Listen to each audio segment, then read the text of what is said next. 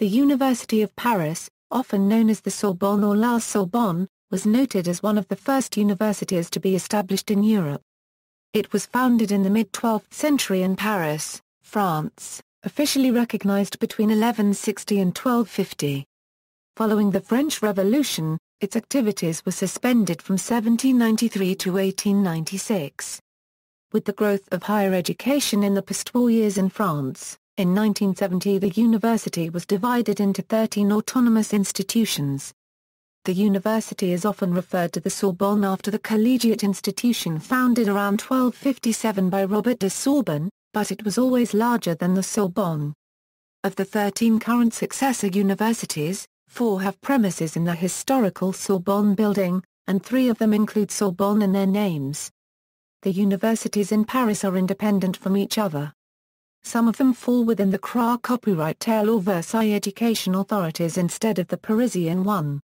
Some residual administrative functions of the 13 universities are formally supervised by a common chancellor, the rector of the Paris Education Authority, whose offices are at the Sorbonne. Recently, those universities have coalesced as 2 university groups, Sorbonne Paris Cité Copyright and Sorbonne University. Origin and early organization. Like other medieval universities, the University of Paris was well established by the time it was formally founded by the Catholic Church in 1200. The earliest historical reference to the university as such is found in Matthew of Paris' reference to the studies of his own teacher and his acceptance into the fellowship of the elect masters of the University of Paris in about 1170. Additionally, it is known that Pope Innocent III had completed his studies at the University of Paris by 1182 at the age of 21. The university developed as a corporation around the Notre Dame Cathedral, similar to other medieval corporations, such as guilds of merchants or artisans. The medieval Latin term, universitas, had the more general meaning of a guild. The University of Paris was known as a Universitas Magistrorum et Scholarium, in contrast with the Bolognese Universitas Scholarium. The university had 4 faculties: arts, medicine, law, and theology. The Faculty of Arts was the lowest in rank, but also the largest, as students had to graduate there in order to be admitted to one of the higher faculties.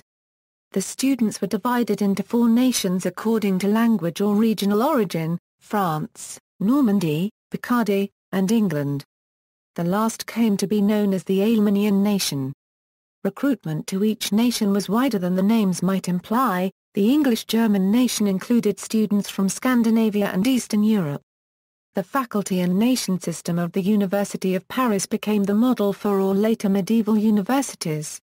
Under the governance of the Church, students wore robes and shaved the tops of their heads in tonsure, to signify they were under the protection of the Church. Students followed the rules and laws of the Church and were not subject to the king's laws or courts. This presented problems for the city of Paris, as students ran wild, and its official had to appeal to church courts for justice. Students were often very young, entering the school at age 13 or 14 and staying for 6 to 12 years. The original schools. 3 schools were especially famous at Paris: the Palatine or Palace School, the School of Notre Dame, and that of Saint Geneviève Abbey. The decline of royalty brought about the decline of the first. The other 2 were ancient but did not have much visibility in the early centuries. The glory of the Palatine School doubtless eclipsed theirs, until it completely gave way to them. These 2 centers were much frequented and many of their masters were esteemed for their learning. The first renowned professor at the School of Ste Geneviève was Hubald, who lived in the 10th century. Not content with the courses at Liege, he continued his studies at Paris, entered or allied himself with the chapter of Ste Geneviève, and attracted many pupils via his teaching. Distinguished professors from the School of Notre Dame in the 11th century include Lambert, disciple of Fulbert of Chartres, Drogo of Paris, Manigault of Germany, and Anselm of Laon. These 2 schools attracted scholars from every country and produced many illustrious men, among whom were Saint Stanislaus of Skopena W., Bishop of Kraków W. Gebert, Archbishop of Salzburg. Saint Stephen, 3rd Abbot of Car registered trademark TO. Robert de Sorbon, founder of the Abbey of Fontevraud etc. Three other men who added prestige to the schools of Notre Dame and Ste Geneviève were William of Champeaux, Abbe Copyright Lard, and Peter Lombard. Humanistic instruction comprised grammar, rhetoric, dialectics, arithmetic, geometry, music, and astronomy. To the higher instruction belonged dogmatic and moral theology, whose source was the scriptures and the patristic fathers. It was completed by the study of canon law. The school of St. Victor arose to rival those of Notre Dame and Ste Geneviève. It was founded by William of Champeaux when he withdrew to the Abbey of St. Victor. Its most famous professors are Hugh of St. Victor and Richard of St. Victor. The plan of studies expanded in the schools of Paris, as it did elsewhere. A Bolognese compendium of canon law called the Decretum Gratiani brought about a division of the theology department. Hitherto the discipline of the Church had not been separate from so-called theology. They were studied together under the same professor. But this vast collection necessitated a special course, which was undertaken first at Bologna, where Roman law was taught. In France, first all the copyright annes and then Paris erected chairs of canon law. Before the end of the 12th century, the decretals of Gerard Le Pucelle, Mathieu d'Angers, and Anselm of Paris, were added to the Decretum Gratiani. However, civil law was not included at Paris.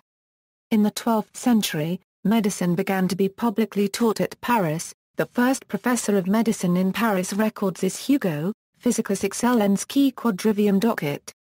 Professors were required to have measurable knowledge and be appointed by the university. Applicants had to be assessed by examination. If successful, the examiner, who was the head of the school, and known as scholasticus, capiscal, and chancellor, appointed an individual to teach. This was called the license or faculty to teach. The license had to be granted freely. No one could teach without it. On the other hand, the examiner could not refuse to award it when the applicant deserved it. The School of St. Victor, under the Abbey, conferred the license in its own right. The School of Notre Dame depended on the diocese, that of Ste Geneviève on the Abbey or chapter. The diocese and the Abbey or chapter, through their chancellor, gave professorial investiture in their respective territories where they had jurisdiction. Besides Notre Dame, Ste Geneviève, and St. Victor, there were several schools on the island, and on the Mount. Whoever, says Creville, had the right to teach might open a school where he pleased, provided it was not in the vicinity of a principal school. Thus a certain Adam, who was of English origin, kept his near the Petit Pont. Another Adam, Parisian by birth, taught at the Grand Pont, which is called the Pont or Change. The number of students in the school of the capital grew constantly, so that lodgings were insufficient. French students included princes of the blood, sons of the nobility, and ranking gentry. The courses at Paris were considered so necessary as a completion of studies that many foreigners flocked to them. Pope Celestine II, Adrian IV and Innocent III studied at Paris, and Alexander III sent his nephews there. Noted German and English students included Otto of Friesingen, Cardinal Conrad, Archbishop of Mainz, St. Thomas of Canterbury, and John of Salisbury. While Ste Geneviève became practically the seminary for Denmark. The chroniclers of the time called Paris the city of letters par excellence, placing it above Athens, Alexandria, Rome, and other cities. At that time, there flourished at Paris philosophy and all branches of learning, and there the 7 arts were studied and held in such esteem as they never were at Athens, Egypt, Rome, or elsewhere in the world. Poets extolled the university in their verses, comparing it to all that was greatest, noblest, and most valuable in the world. As the university developed, it became more institutionalized. First, the professors formed an association, for according to Matthew Paris, John of Celles, 21st Abbot of St. Albans, England, was admitted as a member of the teaching corps of Paris after he had followed the courses. The masters, as well as the students, were divided according to national origin. Alban wrote that Henry II, King of England, in his difficulties with St. Thomas of Canterbury, wanted to submit his cause to a tribunal composed of professors of Paris, chosen from various provinces. This was likely the start of the division according to nations, which was later to play an important part in the university. Celestin III ruled that both professors and students had the privilege of being subject only to the ecclesiastical courts, not to civil courts. The three schools, Notre Dame, St. Geneviève, and St. Victor, may be regarded as the triple cradle of the Universitas Scholarium, which included masters and students. Hence the name university. Henry Denifl and some others hold that this honor is exclusive to the School of Notre Dame, but the reasons do not seem convincing. He excludes St. Victor because, at the request of the abbot and the religious of St. Victor, Gregory IX in 1237 authorized them to resume the interrupted teaching of theology. But the university was largely founded about 1208, as is shown by a bull of Innocent III. Consequently, the schools of St. Victor might well have contributed to its formation. Secondly, Denifl excludes the schools of Ste Geneviève because there had been no interruption in the teaching of the liberal arts. This is debatable, and through the period, theology was taught. The Chancellor of Ste Geneviève continued to give degrees in arts, something he would have ceased if his abbey had no part in the university organization. Organization in the 13th century. In 1200, King Philip II issued a diploma for the security of the scholars of Paris, which affirmed that students were subject only to ecclesiastical jurisdiction. The provost and other officers were forbidden to arrest a student for any offense, unless to transfer him to ecclesiastical authority. The king's officers could not intervene with any member unless having a mandate from an ecclesiastical authority. His action followed a violent incident between students and officers outside the city walls at a pub. In 1215, the apostolic legate, Robert de Sorbon, issued new rules governing who could become a professor. To teach the arts, a candidate had to be at least 21, to have studied these arts at least 6 years, and to take an engagement as professor for at least 2 years. For a chair in theology, the candidate had to be 30 years of age, with 8 years of theological studies, of which the last 3 years were devoted to special courses of lectures in preparation for the mastership. These studies had to be made in the local schools under the direction of a master. In Paris, one was regarded as a scholar only by studies with particular masters. Lastly, purity of the morals was as important as reading. The license was granted, according to custom, gratuitously, without oath or condition. Masters and students were permitted to unite, even by oath, in defense of their rights, when they could not otherwise obtain justice in serious matters. No mention is made either of law or of medicine, probably because these sciences were less prominent. In 1229, a denial of justice by the Queen led to suspension of the courses. The Pope intervened with a bull that began with lavish praise of the university. Paris, said Gregory IX, mother of the sciences, is another Carré Sefer, city of letters. He commissioned the bishops of Le Mans and Senlis and the archdeacon of Car-Saint-Lons to negotiate with the French court for the restoration of the university, but by the end of 1230 they had accomplished nothing. Gregory IX then addressed a bull of 1231 to the masters and scholars of Paris. Not only did he settle the dispute, he empowered the university to frame statutes concerning the discipline of the schools, the method of instruction, the defense of theses, the costume of the professors, and the obsequies of masters and students. Most importantly, the Pope granted the university the right to suspend its courses, if justice were denied it, until it should receive full satisfaction. The Pope authorized Pierre Le Monger to collect a moderate fee for the conferring of the license of professorship. Also, for the first time, the scholars had to pay tuition fees for their education, 2 sous weekly, to be deposited in the common fund. The rector, the university was organized as follows: at the head of the teaching body was a rector. The office was elective and of short duration. At first it was limited to 4 or 6 weeks. Simon de Brian, legate of the Holy See in France, realizing that such frequent changes caused serious inconvenience, decided that the rectorate should last 3 months, and this rule was observed for 3 years. Then the term was lengthened to 1, 2, and sometimes 3 years. The right of election belonged to the procurators of the four nations. The four nations. The nations appeared in the second half of the 12th century. They were mentioned in the Bull of Honorius III in 1222.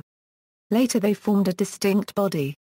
By 1249 the four nations existed with their procurators, their rights, and their keen rivalries. The nations were the French, English, Normans, and Picards. After the 100 Years' War the English nation was replaced by the Germanic. The four nations constituted the Faculty of Arts or Letters.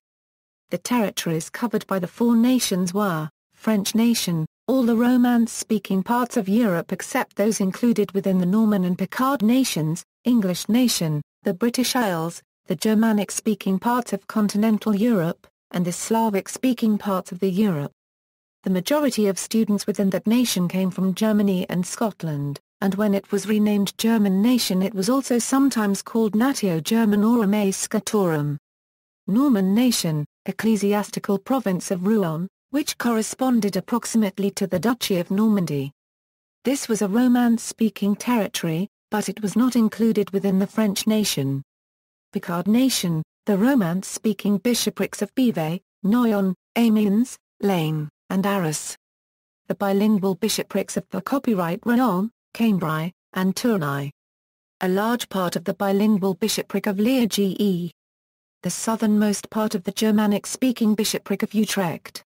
It was estimated that about half of the students in the Picard nation were Romance speakers, and the other half were Germanic speakers. Faculties. To classify professors' knowledge, the schools of Paris gradually divided into faculties. Professors of the same science were brought into closer contact until the community of rights and interests cemented the union and made them distinct groups. The Faculty of Medicine seems to have been the last to form. But the four faculties were already formally established by 1254, when the university described in a letter theology, jurisprudence, medicine, and rational, natural, and moral philosophy. The Masters of Theology often set the example for the other faculties. For example, they were the first to adopt an official seal. The faculties of theology, canon law, and medicine, were called superior faculties. The title of dean as designating the head of a faculty, came into use by 1268 in the faculties of law and medicine, and by 1296 in the faculty of theology. It seems that at first the deans were the oldest masters. The Faculty of Arts continued to have four procurators of its four nations and its head was the rector. As the faculties became more fully organized, the division into four nations partially disappeared for theology, law and medicine, though it continued in arts. Eventually the superior faculties included only doctors, leaving the bachelors to the Faculty of Arts. At this period, therefore, the university had two principal degrees, the baccalaureate and the doctorate. It was not until much later that the licentiate and the DEA became intermediate degrees. Colleges. The scattered condition of the scholars in Paris often made lodging difficult. Some students rented rooms from townspeople, who often exacted high rates while the students demanded lower. This tension between scholars and citizens would have developed into a sort of civil war if Robert de Sorbon had not found the remedy of taxation. It was upheld in the Bull of Gregory IX of 1231, but with an important modification: its exercise was to be shared with the citizens. The aim was to offer the students a shelter where they would fear neither annoyance from the owners nor the dangers of the world. Thus were founded the colleges, meaning not centers of instruction, but simple student boarding houses. Each had a special goal, being established for students of the same nationality or the same science. Often, masters lived in each college and oversaw its activities. 4 colleges appeared in the 12th century. They became more numerous in the 13th, including Collège d'Harcourt and the Collège de Sorbonne. Thus the University of Paris assumed its basic form. It was composed of 7 groups, the 4 nations of the Faculty of Arts, and the 3 superior faculties of theology, law, and medicine. Men who had studied at Paris became an increasing presence in the high ranks of the church hierarchy. Eventually, students at the University of Paris saw it as a right that they would be eligible to benefices. Church officials such as St. Louis and Clement IV lavishly praised the university. Besides the famous Collège de Sorbonne, other collegia provided housing and meals to students, sometimes for those of the same geographical origin in a more restricted sense than that represented by the nations. There were 8 or 9 collegia for foreign students. The oldest one was the Danish college, the Collegium Danicum or Dacicum, founded in 1257. Swedish students could, during the 13th and 14th centuries, live in one of 3 Swedish colleges, the Collegium Uppsaliense, the Collegium Skarense or the Collegium Linköpings, named after the Swedish dioceses of Uppsala, Skara and Linköping. The German college, Collegium Alemannicum, is mentioned as early as 1345. The Scots College or Collegium Scoticum was founded in 1325. The Lombard College or Collegium Lombardicum was founded in the 1330s. The Collegium Constantinopolitanum was, according to a tradition, founded in the 13th century to facilitate a merging of the Eastern and Western churches. It was later reorganized as a French institution, the Collège de la Marche-Winville.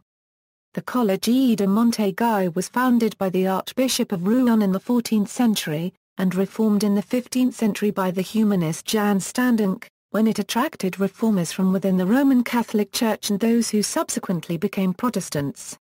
Later history. In the 15th century, Guillaume de Souteville, a cardinal and apostolic legate, reformed the university, correcting its perceived abuses and introducing various modifications. This reform was less an innovation than a recall to observance of the old rules, as was the reform of 1600, undertaken by the royal government with regard to the 3 higher faculties. Nonetheless, and as to the Faculty of Arts, the reform of 1600 introduced the study of Greek, of French poets and orators, and of additional classical figures like Hesiod, Plato, Demosthenes, Cicero, Virgil, and Sallust.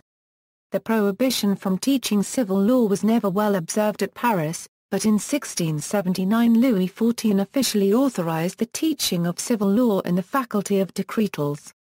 The Faculty of Law hence replaced the Faculty of Decretals. The colleges meantime had multiplied. Those of Cardinal Lemoyne in Navarre were founded in the 14th century. The 100 Years' War was fatal to these establishments, but the university set about remedying the injury.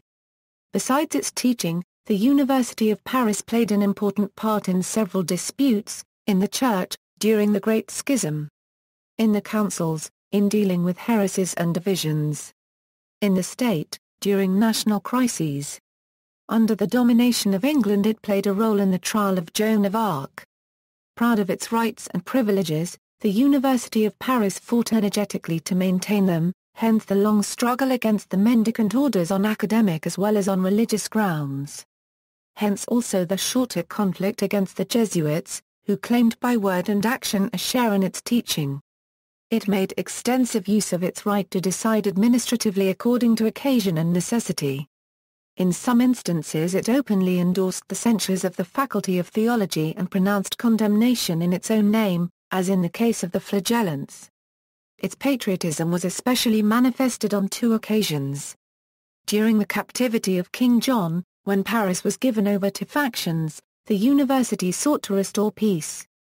And under Louis XIV, when the Spaniards crossed the Somme and threatened the capital, it placed 200 men at the king's disposal and offered the Master of Arts degree gratuitously to scholars who should present certificates of service in the army. Suppression of the colleges and establishment of the University of France. The ancient university disappeared with ancient France in the French Revolution. On September 15, 1793, petitioned by the Department of Paris and several departmental groups, the National Convention decided that independently of the primary schools, there should be established in the Republic 3 progressive degrees of instruction. The first for the knowledge indispensable to artisans and workmen of all kinds. The second for further knowledge necessary to those intending to embrace the other professions of society. And the third for those branches of instruction the study of which is not within the reach of all men. Measures were to be taken immediately. For means of execution, the Department and the Municipality of Paris are authorized to consult with the Committee of Public Instruction of the National Convention, in order that these establishments shall be put in action by November 1 next, and consequently colleges now in operation and the faculties of theology, medicine, arts, and law are suppressed throughout the Republic.